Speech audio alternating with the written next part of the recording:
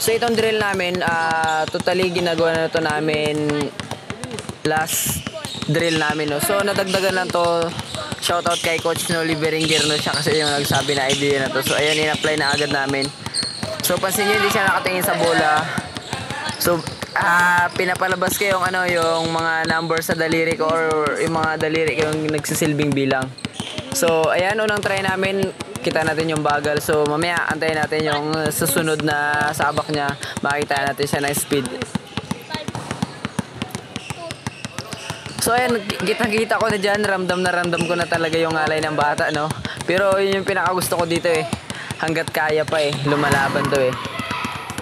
So ayan, bumigay. So ito yung yung pangalawang try na namin. Kita natin yung speed niya. So pasensya na, medyo magalaw, at saka hindi ko dinala yung camera ko, ulan kasi yung pag-alis namin. Ingat lang sa gamit, baka kasi mabasa. So sa sunod na mga video namin, camera na yung dalhin namin, no. So ayan, kung mapapansin natin nung unang drill niya, no, mabagal pa siya, pero dito kita natin yung speed niya kaagad. So ang dinidevelop natin dito yung, syempre habang nagdi-dribble siya na hindi nakatingin sa bola, syempre in real game, so dapat nakatingin doon sa mga kasama niya, syempre pag naglalaro na. So kaya dapat tinitrain na natin kaagad to. So sobrang nagpapasalamat ako kay Coach Noli Berenguer sa tinuro niyang drill sa amin. Ayan, sa unang pagkakataon na tawang-tawa niya sa lakad niya eh.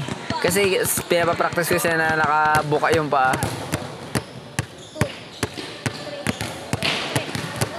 Ayan, pagkatapos namin na palakad-lakad na yun, dito na naman kami sa nakasteady lang siya. Kitang-kita ko yung kaya ko siya napapagalitan kasi nararamdaman ko naman yung pagod ng bata, no? Pero ayun, pinapagalitan ko kasi gusto ko ma-i-push niya pa, kasi alam kong kaya niya pagdating sa mga ngalay-ngalay eh. Kasi kilala ko yung bata na to, sobrang sipag, inuubo pa yan.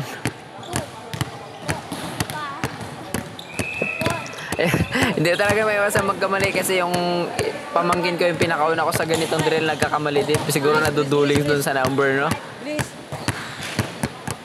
Ayan, gusto ko talaga bilisan niya. May ibibilis naman kasi ito. Siguro nangangalay lang talaga tong bata na to.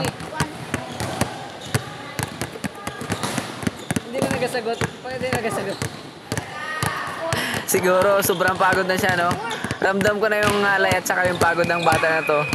Kaya siguro hindi siya nakakasagot sa sobrang pagod. Pero bilip talaga, hindi talaga suko eh. So ayan, pagkatapos ng break namin, ito, no, pina-drill ko ulit siya nung pangalawang turo ko to sa kanya.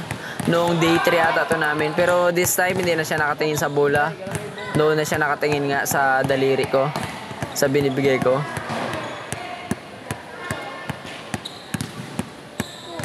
Kaya maya-maya pa medyo pinalitan ko na yung drill kasi alam niya na to eh. Lipat. Lipat. Lipat.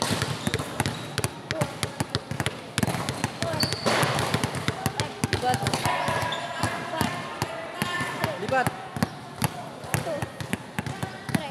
Lipat.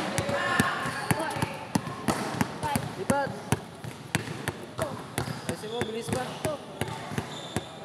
Lipat.